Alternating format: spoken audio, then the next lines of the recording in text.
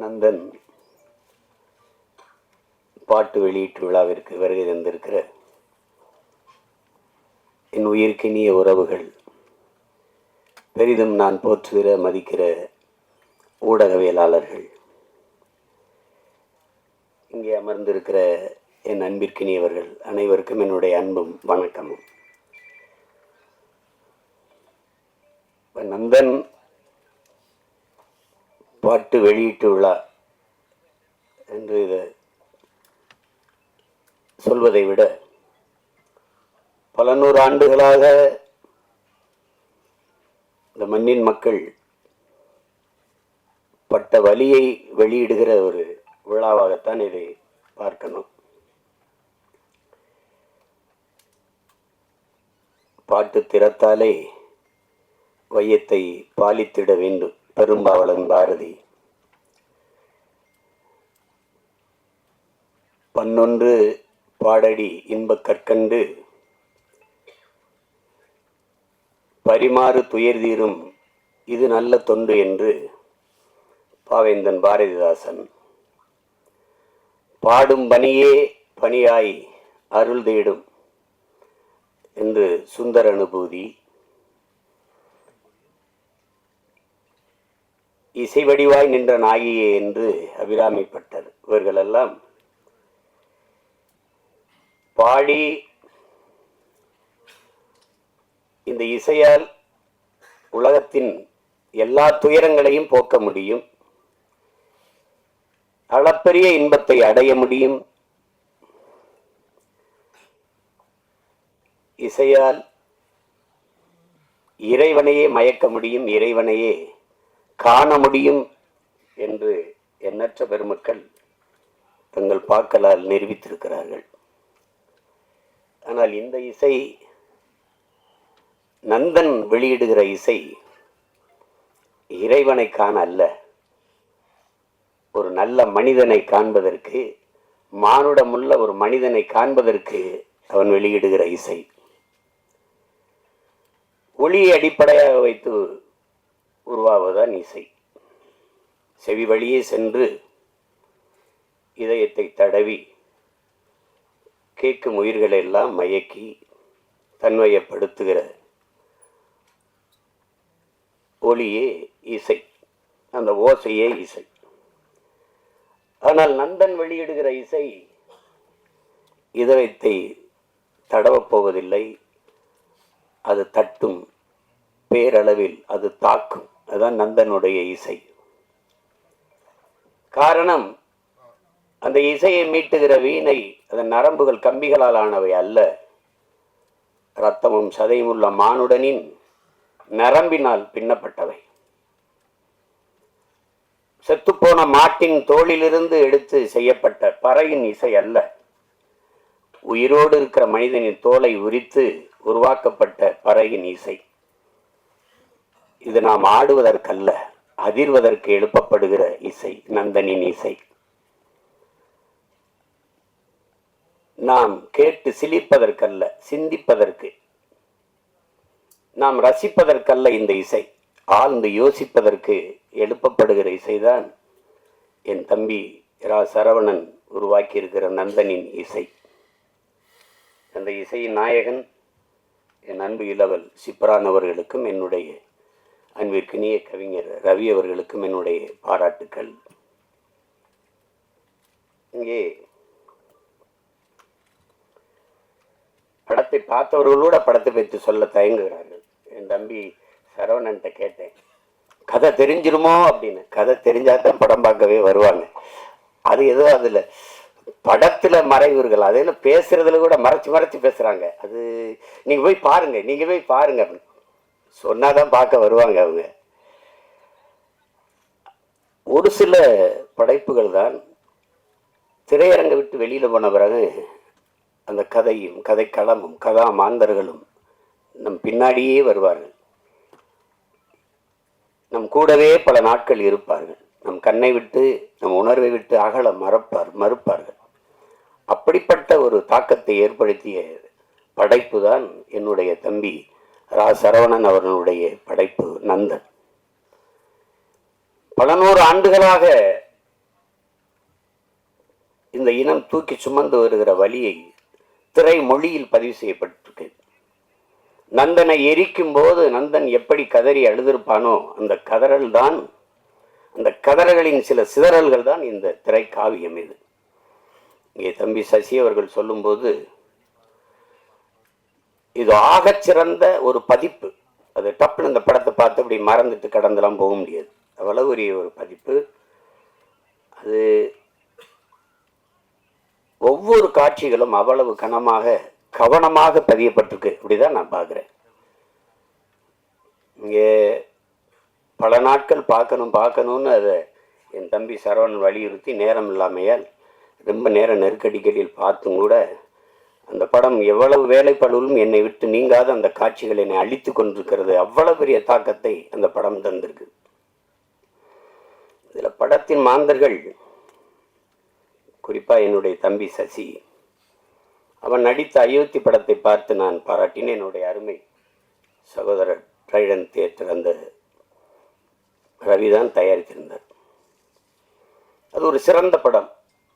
ஆனால் என் தம்பி சசியாகவே இருப்பான். அதில் அது கதாபாத்திரம் அவனை நகர்த்தும். ஆனால் இந்த கதையில், இந்த படத்தில் முதல் பதிவிலிருந்து சசியை நீங்கள் மறந்து விடுவீர்கள். சசி என்ற ஒரு நடிகன் நீங்கள் இதுவரை திரையில் பார்த்த அந்த கலைஞன் இல்லை. உண்மையிலே அது கூடுப்பானையாகவே வாழ்ந்திருப்பான். அப்படி ஒரு உடல் மொழி, அவனுடைய உரையாடல் உச்சரிப்பு அவ்வளவு அருமையான ஒரு வெளிப்பாடு. அதை எவ்வளவு பாராட்டினாலும் தகும். அதற்கு பிறகு அது புதிய அறிமுகமாக இருக்கிற சுருதி அவர்களினுடைய கதாபாத்திரம், அதனுடைய பங்களிப்பு, புதியவர் என்று யாரும் சொல்ல முடியாது திரையில்.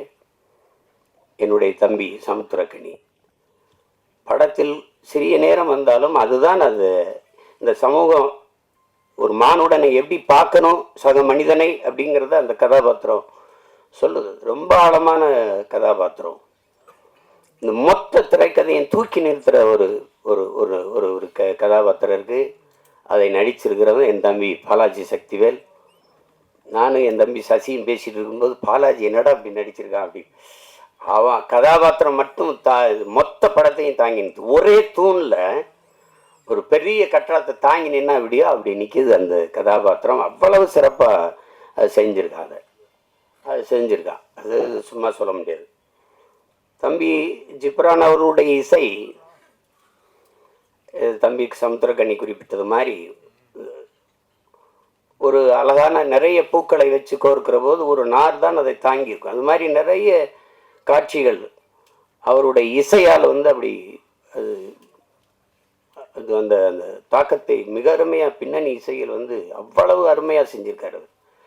அதை ரொம்ப யோசிச்சு தான் வடிவெடுத்துருக்காங்க. ஜிப்ரான் தான் அது. ஏன்னா பின்னணி இசையில் ஒரு படத்தை தூக்கி நிறுத்துகிற ஆற்றல் ரொம்ப அரிதினும் அரிது. அது உலகத்திலே ஆகச்சிறந்த ஒரு இசை மேதை உண்டென்றால் அதற்கு நம்முடைய அப்பா இளையராஜா அவர்கள் தான். இன்றைக்கி அவருக்கு அடுத்து நிறைய இளவல்கள் வந்துட்டாங்க. இந்த மாதிரி அதை திரைக்கதையை இசையால் தூக்கி சுமந்து போகிற ஒரு ஆற்றல் மிக்க இளைஞன் தம்பி ஜிப்ரான் அவர்கள். அவருடைய படைப்பு, ஒளிப்பதிவாளர் சரண், கலை இயக்குநர்கள் எல்லாம் சிறப்பாக செய்திருக்கிறார். ஒரு அந்த புதிதாக நடித்திருக்கிற இப்போ இருக்கிறாங்க நிலா சுதாகர் அவங்கெல்லாம், அதாவது தொழில்முறை நடிகர்கள் இல்லை, ஊரில் இருக்கிறவங்க. ஒருத்தர் கூட ஒரு தவறாக ஒரு எப்படி சொல்கிறது முகபாவத்தை தந்திருக்க மாட்டாங்க. எல்லாம் உரிய அளவில் பிரமிச்சிருவீங்க நீங்கள். இந்த மாதிரி நேர்த்தியான படங்கள் ரொம்ப நாளாச்சு. நம்முடைய வணக்கத்திற்குரிய ஐயா மகேந்திரன், என்னுடைய அப்பா பால்மேந்திரா, அப்பா பாரதி ராஜா, இவருடைய படங்களில் தான் அவ்வளோ பெரிய நேர்த்தி இருந்தது, அவ்வளோ ஒரு தாக்கம் இருந்தது. ஆனால் சில படங்கள் பொழுதை போக்கும். அதுக்கு வரியே நம்ம கேளிக்கை வரின்னு தான் விதிக்கிறோம். அது பொழுது போக்கும். ஏதாவது ஒரு அரிதிலும் அரிதான படங்கள் தான் பொழுதை நல்ல பொழுதாக ஆக்கும். இது ஆகச்சிறந்த பொழுதாக அந்த 2 மணி நேரம் 5 நிமிடத்தை சிறந்த பொழுதாக ஆக்குகிற ஒரு திரைக்காவியம்தான் நந்தன். அது என் தம்பி இதுக்கு முன்னாடி கத்துக்குட்டி இந்த உடன்பிறப்புலாம் எடுத்திருந்தாலும் கூட இந்த 3வது பதிப்பு மிக முத்தான பதிப்பு அப்படிதான் நான் பார்க்குறேன். அது திரையரங்கு படம் முடிச்சுட்டு நாங்கள் ரொம்ப அவசரமாக போனாலும் நான் போகவே இல்லை. என்னுடைய மனைவியெல்லாம் அந்த கடைசி காட்சியிலேருந்து இப்படி திரும்பிக்கிட்டு அழுதுகிட்டு இருந்தாங்க. அது அவ்வளவு நெகிழ்ச்சியாக இருந்தது. அது அவங்களுக்கு இவங்கெல்லாம் சொல்ல பயப்படுவாங்க கதையை. நான் சொல்கிற கதை மிக ஆழமான கதை. தமிழ் நிலத்தில் மட்டும் இல்லை, இந்திய பெருநிலம் முழுமைக்கும் இன்றும் நம்மோடு இருக்கிற சக மனிதர்கள், நம்மை போல எலும்பு நரம்பு ரத்தம் சதை பசி உறக்கம் கனவு கண்ணீர் கொண்ட சக மனிதர்கள் எவ்வளவு தூரம் இந்த மண்ணிலே நசுக்கப்படுகிறார்கள், ஒடுக்கப்படுகிறார்கள், ஒதுக்கப்படுகிறார்கள் என்பதை உணர்த்துகிற ஒரு ஒப்பற்ற திரை காவியம்தான் இந்த நந்தன். நாட்டின் இன்னைக்கு பொருளாதார அடிப்படையில் இடஒதுக்கீடை நாம் பேசுகிறோம், நாம் வரவேற்கிறோம். ஆனால் இடஒதுக்கீடு ஏன் கொண்டு வரப்பட்டது அப்படிங்கிறத நீங்கள் அறிவார்ந்த என் உறவுகள் நீங்கள் சிந்திச்சு பார்க்கணும். சீமான் இந்த தெருவில் போகக்கூடாது என்றது ஏழை என்பதற்காக அல்ல. என் உடன் பிறந்தவர்களே, இந்த கோயிலில் நான் நுழையக்கூடாது என்பது நான் ஏழை என்பதற்காக அல்ல. இந்த குளத்தில் நான் குளிக்கக்கூடாது என்பது நான் ஏழை என்பதற்காக அல்ல. நான் இழிமகன், ஈன சாதி, தாழ்ந்தவன், தீண்டத்தகாதவன் என்பதற்காக. எதன் பொருட்டு இங்கே எனக்கு கல்வி, வேலைவாய்ப்பு, அரசியல் அதிகாரம் மறுக்கப்பட்டதோ அதன் பொருட்டே அது கொடுக்கப்பட வேண்டும் என்பதற்காக உருவாக்கப்பட்ட ஒன்றுதான் வகுப்பு வாரி பிரதிநிதித்துவம். அதை நீங்க புரிஞ்சுக்கணும். ஏழை சீமான் நாளை அதானி அம்பானி ஆகிவிடலாம், பொருளாதார அளவுகோல் மாறிவிடும். ஆனால் இன்றைக்கு இழிமகன் சீமான் எந்த உயரத்திற்கு போனாலும் என் மீது சுமத்தப்பட்ட சாதிய இழிவு போக மறுக்கிறது. அதற்கு சான்று சீமான் அல்ல, இந்த நாட்டின் முதல் குடிமகன் பிரசிடென்ட் ஆஃப் இந்தியா ராம்நாத் கோயிலுக்கு வெளியே ஒரு மரத்து நிழல்லே குடும்பத்தோட யாகம் வளர்த்து கும்பிட்டு போனது இன்னும் இருக்கு. வரலாற்று நிகழ்கால நிஜம். நாட்டின் முதல் குடிமகள் Draupadi Murmu, president of India, நாட்டின் பிரதம அமைச்சர் மாண்புமிகு ஐயா நரேந்திர மோடி ஒரு நாற்காலியிலே, ஐயா அத்வானி ஒரு நாற்காலியிலே, அவர் வீட்டு வாசலில் அமர்ந்து பேசுகிறார்கள். அந்த அருமை பெருமகள் அந்த ஓரத்திலே கைகட்டி நின்று கொண்டிருக்கிறாள். Citizen of president of India. இந்த நாட்டில் பெண்ணிய உரிமை பேசுகிறோம், பெண்களுக்கு இடஒதுக்கீடு பேசுகிறோம், சமத்துவம் பேசுகிறோம், சகோதரத்துவம் பேசுகிறோம், ஜனநாயகம் பேசுகிறோம். நாட்டின் முதல் குடிமகள், இந்திய நாட்டின் பிரதமர், இந்திய நாட்டின் பிரசிடென்ட் ஆஃப் இந்தியாவுக்கு அந்த நிலைமை என்றால் சாதாரண ஊராட்சி மன்ற பிரசிடென்ட் தலைவருக்கு என்ன நிலைமை இருக்கும் என்று என் அரும் தம்பி தங்கைகள், என் உடன் பிறந்தார்கள் சிந்திச்சு பாருங்க. இன்றைக்கும் கொடியேற்ற முடியாது. இங்கே எத்தனையோ மாமன்றங்களில் மாநகர மாமன்ற உறுப்பினர்கள் இருக்கிற அவையிலே தாழ்த்தப்பட்டவர்கள் இருப்பதற்கு இருக்கை போடப்படவில்லை என்பது இன்றும் நிகழ்கிறது. உயர் சாதிக்காரன் சுடுகாட்டு வழியே தாழ்ந்தவன் ஒருவன் இறந்து போனால் அவன் பிணத்தை எடுத்துட்டு போக முடியாது. எங்கோ அல்ல, நாகப்பட்டினத்தில் நிகழ்ந்தது. கோயிலுக்குள் நுழைய முடியாது, திறந்து போய் கும்பிடுறா என்று சொல்ல ஒருத்தனும் இல்ல, பூட்டை போட்டு சாவி எடுத்துக்கிட்டு வர ஆள் இருக்கு. ஏன் சிவனை நந்தனார் சரித்திரத்திலே 63 நாயன்மார்களில் ஒருவன் பறையன். அவன் சிவன் பக்தன், எவனுக்கும் சற்றும் குறைவில்லாத பக்தன் நந்தன். எத்தனை 100 ஆண்டுகளாக அந்த வழி துரத்துகிறது. இன்றும் பல நந்தன்கள், பல ஆயிரம் நந்தன்கள். நந்தன் வெளியிலே 63 நாயன்மார்களில் ஒருவன் சிவன் கோயிலுக்கு வெளியிலே சிவனை வழிபட தவிக்கிறான். எல்லோரும் உள்ளே. நந்தி அங்கே நிற்கிறது, சிவனை வழிபட மறைக்கிறது. நந்தனுக்கு சிவன் தெரியாமல் நந்தி மறைக்கிறது. அதை பார்த்த சிவன் நந்தியை நகர்த்தி வைத்தான் என்பது வரலாறு, கதை. அப்போது என்ன கேட்க தோன்றும்? எந்த ஒரு மானுடனுக்கும் ஒரு கேள்வி எழும் இல்லையா? நந்தியை நகர்த்தி வைத்த சிவன் நந்தா உள்ளவாடா என்று ஏன் கூப்பிடல? இந்த கேள்வி எழுமா இயலாதா? அப்ப இறைவனுக்கும் தீண்டாமை இருந்ததா? நீனும் சாதிய பாகுபாடு பார்த்தாயா? பாருங்க, இந்த கேள்விதான் படம், நந்தன் படம். சாதிய இழிவை துடைத்தெறிய போராடாமல் இருப்பதை விட செத்து ஒளிவதே மேலானது. அண்ணல் அம்பேத்கர். இந்த வார்த்தையில வலி இருக்குதா? அதை உணர முடியுதா? என்னைக்காவது என் உடன் பிறந்தவர்களை, நீங்கள் இருந்து சாப்பிட்டு எழுந்த இடத்தை தண்ணீர் விட்டு கழுவியதை நீங்கள் பார்த்ததுண்டா?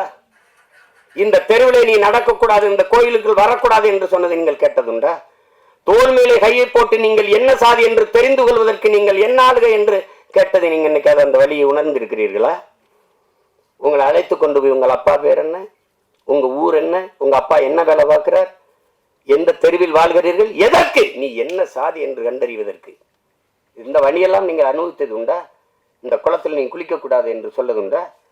தண்ணீரை வாய் வைத்து குடிக்கக்கூடாது, அண்ணாக்கத்தான். அது சுகாதாரம். இன்னைக்கு அண்ணாக்க எல்லாரும் குடிக்கிறது வேறு. இரட்டை குவளை முறை, அதெல்லாம் பார்த்ததுண்டா? நீங்க ஒவ்வொரு சாதிக்கும் ஒரு முடிதிருத்துகிறவர் உண்டு. பார்த்து உண்டுவா சலவை தொழிலாளி இந்த சாதிக்கு விழுக்கிறவர் தனி. இந்த குளத்துல தான் குளிக்கணும், மாறி குளிச்சனா குளம் விழும். இதெல்லாம் எங்க இருக்குன்னு நினைக்காது. இன்னும் இங்க இருக்கு, இன்னும் இருக்கு. எத்தனை ஊராட்சி மன்ற தலைவர்கள் இந்திய நாட்டின் விடுதலை கொடியை ஏற்ற முடியாமல் கொடி விடுதலை கொடி, ஆனால் அவன் பெற்றிருக்கிறானா? சத்துணவு ஆயா தாழ்த்தப்பட்ட மகள், அவள் சமைத்து போட்டதை சாப்பிட மாட்டோம் என்று எத்தனை பிள்ளைகள் சாப்பிடாமல் போனது இல்லையா? அரசு சாப்பிட வைக்கிறதுக்கு என்ன முயற்சி? அவளை பணியிட மாற்றியதுதான் இன்றும் இங்க நிகழ்கிறது. உடன் பிறந்தவர்களே, நாகப்பட்டினத்துல சுடுகாட்டு வழி எடுத்துட்டு போக முடியல, சுடுகாட்டு வழியே. ஆனால் மாவட்ட ஆட்சியர் இங்க போனார், நீங்க எடுத்துட்டு போங்க நான் பாப்போம்னு சொல்லல, மாற்று வழிதாரம் அங்க ஒண்டி போச்சுக்கிறங்க. இதுதான் இன்னும் இருக்கிற நிலைமை. அப்ப அதிகாரத்துக்கிட்டே தீண்டாம இருக்கு, பாகுபாடு இருக்கு. அடித்தட்டு மக்கள் என்ன செய்ய முடியும்? அது இன்னும் அந்த நந்தனை எரித்த தீ இன்னும் எரிந்து கொண்டுதான் இருக்கிறது. அதுதான் இந்த படம் வலியுறுத்துது. நீங்க சாதியை ஏற்றதாள்களை வைத்துக் கொண்டு சமூக முன்னேற்றம் மேம்பாடு என்று பேசுவது மலக்குழியின் மேலே நீங்கள் போடுகிற மல்லிய பந்தலுக்கு சமம்ங்கிறாரு இந்த அம்பேத்கர்.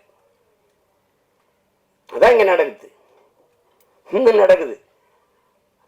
ஆனா நம்ம சகோதரத்துவம் பேசுவோம், சமத்துவம் பேசுவோம். இந்திய அரசியல் அமைப்பு சட்டம் கொடுத்தது தமிழ்நாட்டுக்குள்ள 42 தொகுதி ஆதி குடிகளுக்கு, 2 தொகுதி பழங்குடி. ஆனால் அரசியல் அமைப்பு தந்ததை தவிர இந்த கட்சிகள் கொடுத்தது எத்தனை? ஒண்ணும் கிடையாது. அந்த முறை மட்டும் இல்லை என்றால் ஒருவன் கூட ஒரு சீட்டு கொடுத்துக்க மாட்டான். இந்த காலத்திலையும் பொது தொகுதிக்கு நிறுத்துறதுக்கு, பொது தொகுதிக்கு ஆசைப்படக்கூடாதுன்னு சொல்றதெல்லாம் இருக்குதானே செய்யுது. மொத்தமா வச்சு செதுக்கி தள்ளிட்டா 2 மணி நேரம் 5 நிமிஷத்துல மொத்தமா. அதாவது ஒரு பெரிய அரசியல் பொது மேடைகளை பேச தயங்குறதை திரைமொழியில் மொழிபெயர்த்ததுக்காகவாது என் தம்பி சரவணன் போற்றத்தக்கவன், பாராட்டப்படத்தக்கவன். யாரும் இந்த படத்தை தயாரிக்க மாட்டாங்கன்னு அவனுக்கு தெரியும். இந்த கதையை சொன்னா ஏத்துக்க மாட்டான், பயப்படுவான். ஆனால் பயப்படாம துணிஞ்சு அவன் என்ன பெரிய கோடீஸ்வரன், பிச்சை எடுத்து அங்க 1000 வாங்கியிருப்பான், இங்க 2000 வாங்கியிருப்பான், இங்க 1 லட்சம் வாங்கியிருப்பான், 50,000 இருப்பான். அதை சேர்த்து வச்சு குருவி சேர்த்த மாதிரி வச்சு இந்த படத்தை எடுத்துட்டான். அந்த படத்தை எவ்வளவு திறமை இருந்தாலும் வாய்ப்பில்லை என்றால் அது வெளிப்படாது. ஆனால் இவ்வளவு ஒரு அற்புத திரைப்படத்தை கொண்டு போய் சேர்க்கிறேன்னு துணிந்து வந்த இந்த மகன் ரவி, ட்ரேடன் ஆர்ட்ஸ் ரவி, எவ்வளவு நாளும் பாராட்டலாம். நெருக்கடியான நேரம் தான். நட்புக்காக என் தம்பி சமுத்திரகனி எல்லாம் அவன் 3 நாள் தேதி வாங்கினா, ஆனா ஒரே நாள்ல நடிக்க வச்சு மொத்த காட்சி எடுத்துட்டு அனுப்பியிருக்கான்.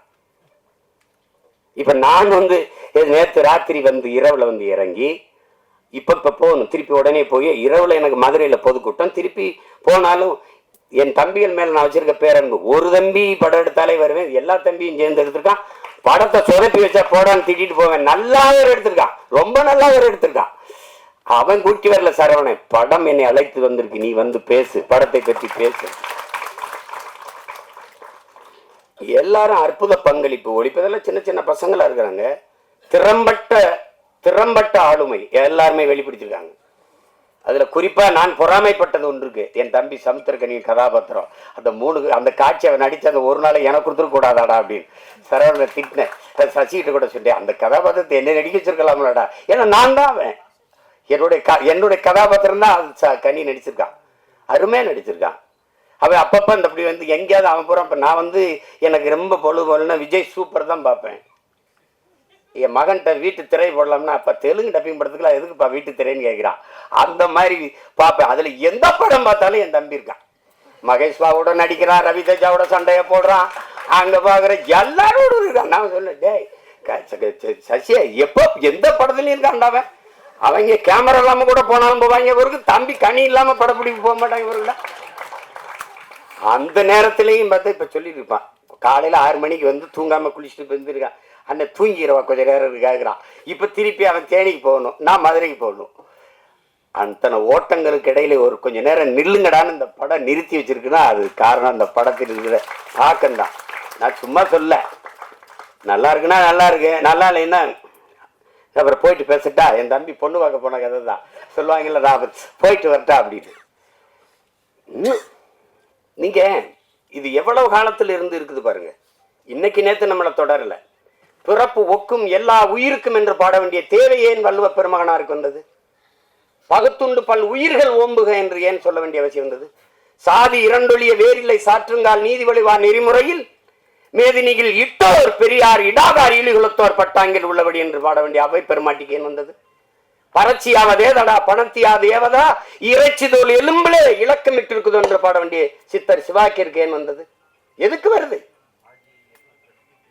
யாரு மேல கீறினாலும் ரத்தம் ஒண்ணுதான், ஆக மொத்தம் நீ நானும் 10 மாதம் தான். தாத்தா பட்டுக்கோட்டைக்கு ஏன் வந்தது? சாதிகள் இல்லையடி பாப்பா குல தாழ்ச்சி உயர்ச்சி சொல்லல் பாவம் நீதி உயர்ந்த மதிகல்வி அன்பு நிறைய உடையோர் மேலோங்கிறான். யாரு? பாரதி. என்ன எல்லாம் கேட்பான், பாட்டன் பாரதிங்கிற. அப்படி சீமானுக்கு எப்படி பாரதி பாட்டன் ஆயிட்டா அப்படின்னு வெறி வருமா இல்லையா? பெரியாரது எல்லாருக்கும் தந்தையா இருக்கும்போது பாரதி எனக்கு பாட்டனா இருக்கிறது என்ன உங்களுக்கு பிரச்சனை? என்ன பிரச்சனை? சோனியா காந்தி அன்னையா இருக்கும்போது பாரதியும் எனக்கு பாட்டனாவும் ஊவேசா எனக்கு தாத்தாவா இருக்குல்ல, என்ன பிரச்சனை? சாதிகள் இல்லையடி பாப்பா என்று பாடியவனை பாப்பான் என்று சொல்லி கொடுத்தவன் எவங்க? எப்படி இருக்கு? ஆழ்ந்து போங்க, வலிக்கும், இறங்குங்க. நான் இப்படித்தான் என் வீட்டு வாலி விழுந்துருச்சுன்னு தான் கிணத்துக்குள்ள குதிச்சேன். மூழ்கி போகும்போது என் பரம்பரையே உள்ள கிடக்குன்னு தெரிஞ்சு முதல்ல என் வாலி எடுக்கத்தான் இறங்கினேன் நான் கிணத்துக்குள்ள. உலங்கு பாருங்க, இருட்டறையில் உள்ளதடா உலகம், சாதி இருக்கின்றதென்பானும் இருக்கின்றானே என்றான் புரட்சி பாவலன். பாருங்க, தமிழுக்கும் அமுதன் என்று பேர் அந்த தமிழ் இன்பத்தமிழ் எங்கள் உயிருக்கு நேர்ந்து பாடிய பாரதிதாசன் புரட்சி பாவலன். தமிழ் வளர்த்தல் ஒன்று, சாதி ஒழித்தல் மற்றொன்று என்று பாடல. சாதி ஒழித்தல் ஒன்று, நல்ல தமிழ் வளர்த்தல் மற்றொன்று. நான் முதல்ல ஒழிக்கணும்டா சாதி. என்ன கடவுள் வெறி சமய வெறி கண்ணன் நிகர் தமிழுக்கு நோய் நோய் நோயே இடை வந்த சாதி எனும் இடர் ஒழிந்தால் ஆள்வது நம் தாய் தாய் தாயேன்னா அதை ஒழிக்கணும்டா அப்படின்னா. அப்புறம் எங்கிட்ட சகோதரத்துவம் சமத்துவம் ஜனநாயகம் ஏன் பேசுற? ஏன் பேசுற? மக்கள் எப்படி இருக்கானா? இல்ல, அயோத்தியில ஒரு பொது தொகுதியில் அகிலேஷ் யாதவ் ஒரு தாழ்த்தப்பட்ட தமிழ் மகனை நிறுத்தி பொது தொகுதியில் வென்றான். மக்கள் சரியாக இருக்கான். 21 தேர்தலில் 16 இடங்கள் பொது தொகுதியை கொடுத்த ஆதி தமிழ் குடிகளுக்கு. எல்லாரும் சொந்தங்களை உங்கள்கிட்ட சொல்றேன், நீங்க வேணா எடுத்து புள்ளி வரங்களை பாருங்க. நான் பொது தொகுதியில் ஆதி தமிழ் பிள்ளைகளை நிறுத்திய இடத்தில் தான் எனக்கு வாக்கு அதிகம். நீங்க எடுத்து பாருங்க புள்ளி விவரங்களை. அப்ப மக்கள் சரியா இருக்காங்க, நீ சரியா இல்ல. எல்லா வழியும் மொத்தமா ஒரு படம் பேசுதுன்னா அது நந்தன் பேசுது. அந்த படத்துக்கு பேர் பொருத்தம் அப்படி இருக்கு. நந்தனார் சரித்திரம் நீங்க அது பார்த்துருக்க முடியும். இப்ப அப்பெல்லாம் நாடகமா கூட வந்துச்சு, இப்ப இல்ல. அதுதான் அந்த நந்தனை எரித்த தீயில் ஒரு ஒரு கொஞ்சம் எடுத்துட்டு வந்துதான் எரிய விட்டுருக்கான் என் தம்பி. அந்த நந்தன்ல கைரைய வச்சிருக்கான் பாருங்க. கல்வி அறிவற்ற சமூகம், படிக்க பள்ளிக்கூடம் கல்வி என்ன சொல்றது, கல்வி வரவே மறுத்த சமூகம் நாங்க. SC ST schedule tribes SC பறையர் தேவேந்தரர் எல்லாருக்கும் இடஒதுக்கீடு இருக்கு. 18 விழுக்காடுங்கிறீங்க. முதல்ல எஸ்டிக்கு கம்யூனிட்டி சர்டிபிகேட் இருக்கா? சாதி சான்றிதழ் இருக்கா? ஆதி தமிழ் குடி குறவருக்கு இருளருக்கு சாதி சான்றிதழ் இருக்கா? இல்ல. திருவண்ணாமலை மாவட்டத்தில் இல்லாம போராடும் போது இங்கிருந்து நான் வண்டி எடுத்துட்டு போய் அந்த மக்களோட உட்கார்ந்து பள்ளிக்கூடத்தை விட்டு கர்ப்பிணி பெண்கள் வேலைக்கு போகாம அந்த குறவர்குடி மக்கள் உட்கார்ந்து போராடு, அவங்களோட உட்கார்ந்து போராடி 3000 பேருக்கு சாதி சான்றிதழை நான் பெற்றுக் கொடுத்திருக்கிறேன் என்றால் அப்ப எந்த நிலைமையில் அவன் மக்கள் இருக்கான்? சாதி சான்றிதழ் இல்லாதவன் என்ன சலுகையை பெற முடியும்? ரேஷன்ல அரிசி போடுறான், சரிதான், ரேஷன் கார்டுல தானே வாங்க முடியும், கார்டே இல்லையே. அந்த மக்களின் வழியை நீங்க அது பார்த்தாதான் தெரியும், அனுபவிச்சானது என்ன தெரியும். நமக்கு எல்லாமே செய்தி தான். விவசாயி செத்தாலும் செய்தி தான், நமக்கு மீனவன் செத்தாலும் செய்தி தான், எல்லாமே நமக்கு செய்தி தான். அதனால் இந்த படத்தை பார்த்துட்டு அப்படி கடந்து போக முடியாது. பத்திரிகை இதழியல் உறவுகளுக்கெல்லாம் போட்டு காமிச்சாரா இல்லையான்னு தெரியல. நீங்க பார்க்கும்போது நான் பேசுற அந்த உணர்வு உங்களுக்கு புரியும். இது அது அவ்வளவு சிறந்த ஒரு படைப்பு. அதுக்கு எடுக்கிறதுக்கு ஒரு அசாத்திய துணிவு வேணும். கதைக்களத்தை முதல்ல உள்வாங்கணும். அந்த கதாபாத்திரங்களை அந்த திரைக்கதை அவ்வளவு செறிவா அவர் அந்த வழியை ஏற்படுத்துற அளவுக்கு செதுக்கிட்ட. ரொம்ப அசாத்தியமான ஒரு படைப்பு. சமீப காலத்துல ஒரு நீங்கள் தெருவில் நடந்துக்கிட்டே போகும்போது ஒரு அழகான ஒரு இடத்த பார்த்தா நின்று கொஞ்ச நேரம் பார்ப்பீங்கல்ல, அப்படி எத்தனையோ படம் பார்த்து நீங்கள் கடந்து போனாலும் நந்தன் படத்தை கொஞ்ச நேரம் நின்று அப்படி பார்ப்பீங்க. அப்படி ஒரு தாக்கத்தை ஏற்படுத்தக்கூடிய படம். அதுங்க நம்ம இன்னைக்கு இல்லை, எத்தனை பேர் எத்தனை முன்னோர்கள் நம்ம முன்னோர்கள் பாடியிருக்காங்க சாதிய இழிவு தீண்டாமை கொடுமைக்கு. சாத்தா முத்துராமலிங்கத்தேவர் அவர்களை இன்னைக்கு எல்லாம் சாதியவாதியாக தான் இந்த சமூகம் பார்க்குது, போட்டு அப்படி கட்டமைக்குது. சாதிய எண்ணம் கொண்டவன் அரசியலுக்கு வந்தால் நாடு நாசமாகி முடியும் பேசுனது அவர் தான். சாதிய சிந்தனை கொண்டவன் இறைவனையே வழிபடார்களை ஏற்றவன் அவர் தான். உன்கிரகை உயர்ந்தது உழைக்கிறகை தாழ்ந்தது என்கிற எண்ணம் எவருக்கும் இருக்கக்கூடாது. இறைவனுக்கு முன்பே இரண்டு கையும் இணைத்துத்தான் வணங்குகிறோம் என்று சொன்னதும் அவர் தான். பிறப்பில் இல்லை தாழ்ந்தவன் உயர்ந்தவன். அவன் பெற்றிருக்கிற கல்வி அறிவு, அவனுடைய தனி மனித ஒழுக்கம், செயல்பாடுகள், இதை வைத்துத்தான் ஒருவன் உயர்ந்தவன் தாழ்ந்தவன் என்று தன்னெல்லாம் அம்பேத்கர் சொல்றார். நான் குடிக்க மாட்டேன், மதம் இருந்த மாட்டேன், மனைவி தவிர வேற ஒரு பெண்ணை நினைக்க மாட்டேன், ஊழல் வர மாட்டேன், லஞ்சம் வர மாட்டேன். இந்த சமூகம் ஒழுக்கத்திற்கு என்னென்ன வரையறை வைத்திருக்கிறதோ அதையெல்லாம் கடைபிடித்து வாழ்கிற நான் இளிமகன், தாழ்ந்த சாதி. இந்த சமூகம் எதையெல்லாம் தவறு என்று போய்த்திருக்கிறதோ, ஒழுக்கங்கள் என்று போய்த்திருக்கிறதோ அதையெல்லாம் செய்கிற ஒருவன் உயர்ந்த சாதி என்று பிறந்ததனாலே அவன் உயர்ந்தவன் என்று சொல்கிறாய். இது எப்படி இருக்கிறதுங்கிறது நீங்களே சொல்லுங்க. இது எப்படியா இருக்கிறது? எப்படியா இருக்கிறது? எங்க அண்ணன் கமலஹாசன் என்கிட்ட பேசுனதற்கு தனிப்பட்ட முறையில் நான் குளிக்காம ரெக்கார்டிங் தேட்டர் போவேன் தம்பி. நான் கறி சாப்பிடுவேன், நான் அசைவ உணவு சாப்பிடுவேன், சாமி கும்பிட மாட்டேன். பாருங்க, இது எங்க அண்ணன் கமலஹாசன் எதுக்கு சொல்ல வர்றாரு. ஆனா இதுல எதையுமே செய்ய மாட்டார். ஐயா இளையராஜா சாமி கும்பிடுவாரு, கவிச்சு சாப்பிட மாட்டாரு, குளிச்சுட்டு தான் வருவாரு, எல்லாம் பண்ணுவாரு. அவர் பறையன், நான் ஐயன். புரியுதா? இந்த வேறுபாடு புரியுதா? சமூகம் எப்படி கட்டமைச்சிருக்கு பாருங்க. இப்ப யார் உயர்ந்தவர்? எது உயர்ந்தது? எதன் அடிப்படையில் நம்ம அதை பார்க்கிறோம்? அதுதான் பிரச்சனை. ஒரு மனிதன் என்ன வழி இருந்தா பேசிட்டு பாருங்க. ஒரு மனிதன் ஒரு வாழ்நாளில் 10,000 புத்தகங்கள் படிக்கணும். இது சீன பழமொழி. ஐயா இறையன்பு எழுதின 10,000 மைல் பயணத்துல முதல்ல அதை எழுதியிருப்பார். 10,000 புத்தகங்கள் படிச்சிருக்கணும், 10,000 கிலோமீட்டர் பயணம் செஞ்சிருக்கணும். இது ஒரு மனிதனுடைய வாழ்நாள்ல. அது சீன பொன்மொழி. அதை எடுத்திருப்பார். 10,000 மைல் பயணம் புத்தகத்தை படிச்சீங்கன்னா முதல்ல இதை எழுதியிருப்பார். ஆனால் 64,000 புத்தகங்களை படித்த ஒருவன் இருக்கான் உலகத்துல. தனி மனிதன் நூலகம் தெற்காசிய கண்டத்திலேயே பெரிய நூலகமாக இருந்தது ஒருத்தனுடையதுதான். அவன் ஜமீனும் இல்லை, திவானும் இல்லை, அவன் அமைச்சர் பெரிய கோடீஸ்வரனும் இல்லை. அப்படி புத்தகங்களா வாங்கி சேர்க்க. அவன் நகையை வாங்கி சேர்த்தான், காரை வாங்கி சேர்த்தான், சொத்தை வாங்கி சேர்த்தான். ஒருத்தன் புத்தகத்தமா சேர்த்திருக்கான். படுக்கிற இடம் கூட தான் படிக்கிற இடத்துக்கு பக்கத்தில் இருக்கணும். நூலகத்துக்கு அருகிலேயே அறை எடுத்து தங்கியவன். உலகத்தின் தலை சிறந்த கல்வியாளன் சிலையை சிறக்க போகிறோம் என்று ஆஸ்திரேலிய பிரதமர் போய் சிலையை திறக்கிறார். ஒரு சிவப்பு பட்டு துணியிலே போர்த்தி இருக்கிறது. திறக்கிறாங்க, மார்பளவு சிலை. திறந்தால் அறிவாசன் அண்ணல் அம்பேத்கருடைய சிலை. என் அருமை பெருமக்களே, அந்த பேரறிஞன் சொல்லுகிறான், அவன் பட்ட வழியில் இருந்து அவன் மொழி வருகிறது. ஆடு குளித்து செல்கிறது இந்த குளத்திலே, மாடு குளித்து செல்கிறது சக மனிதன். நான் குளித்து வெளியேறக்கூடாதா? அந்த வழியை நீங்க புரிஞ்சுக்கிட்டீங்கன்னா இந்த படம் உங்களுக்கு ரொம்ப பிடிக்கும். இந்த வழியின் மொழிதான் நந்தன்கிற திரைக்காவியம். வழி இருந்தால் படத்தோட பொருந்திருவியே, அது உங்களை பாதிக்கும். இல்லை என்றால் இந்த படம் போதிக்கும். ஆனால் எப்படியாவது இந்த படம் உங்களை செய்யும். படைப்பு என்பது என்ன? என் உடன் பிறந்தவர்களே, ஒரு கல்லூரி வாசலில் ஒரு கல் இருக்குது, பெரிய கல். அவன் என்ன சொல்றான், இதை எடுக்கணும், என்னடா பண்ணலாம் அப்படின்னு. அடிச்சு நொறுக்கி பூமிக்குள்ள புதைச்சிடலாம் ஒரு மாணவன்.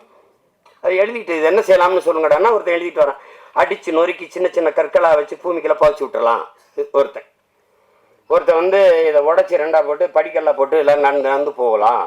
அது எப்படி ஒருத்தன் எழுதுறான், அது தேவையற்ற பகுதியை நீக்கிடலாம். சரி நீக்கு பார்ப்போம்னா தேவையற்ற பகுதியை நீக்கினா அழகான சிலையா இருக்குது, அதை பார்த்து எல்லாரும் ரசிக்கிறான். இதுதான் படைப்பு. இது தேவையற்றதை நீக்கிறதுக்கான பெரிய முயற்சி தான் நந்தன்கிற ஒரு அழகிய கலைப்படைப்பு. அதை புரிஞ்சு கலைப்படைப்பு அதுதான். அதை என் தம்பி ஆள் ஒல்லியா இருக்கான், உளி மாதிரி இருக்கான்னா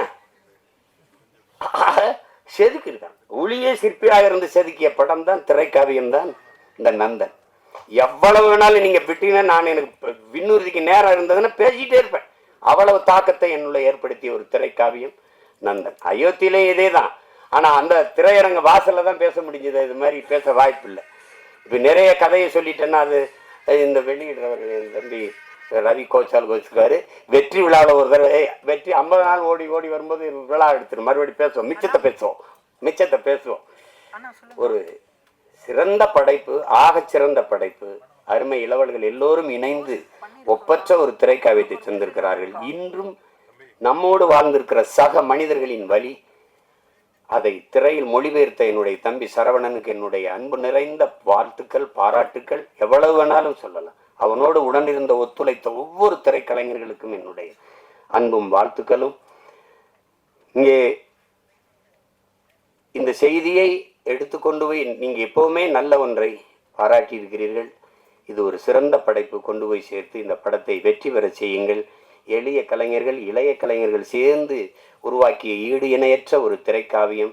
இது வெற்றியடையட்டும். இன்னும் பல சிறந்த திரைப்படங்கள் நமக்கு உருவாகட்டும். அது இது ஒரு இது இது ஒரு ஒரு புரட்சி என்பது புரட்சி. பகத்சிங்கிட்ட போய் புரட்சினா என்ன? புரட்சி என்பது ரத்தம் சிந்தும் வன்முறையாகத்தான் இருக்க வேண்டும் என்பது அல்ல. அது துப்பாக்கி தோட்டாக்களை தொழுவதும் அல்ல. அப்ப எதுதான் பகத்சிங் புரட்சி? வெளிப்படையாகவே அநீதிகளால் கட்டமைக்கப்பட்ட சமூகத்தை தகர்த்து முற்றுமுழுதாக புதிய ஒரு சமூகத்தை படைப்பதுதான் புரட்சிங்கிறான். அப்படி ஒரு புதிய ஒரு சமூகத்தை படைப்பதற்கான முயற்சி தான் நந்தன் படம் ஏற்படுத்த போகிற புரட்சி. புரட்சி என்பது ஒவ்வொரு மனிதனின் காலுக்கு கீழே காத்து கிடக்கிறது காய்ந்த சருகுகளாக, ஒரு தீக்குச்சியின் உரசலுக்காக.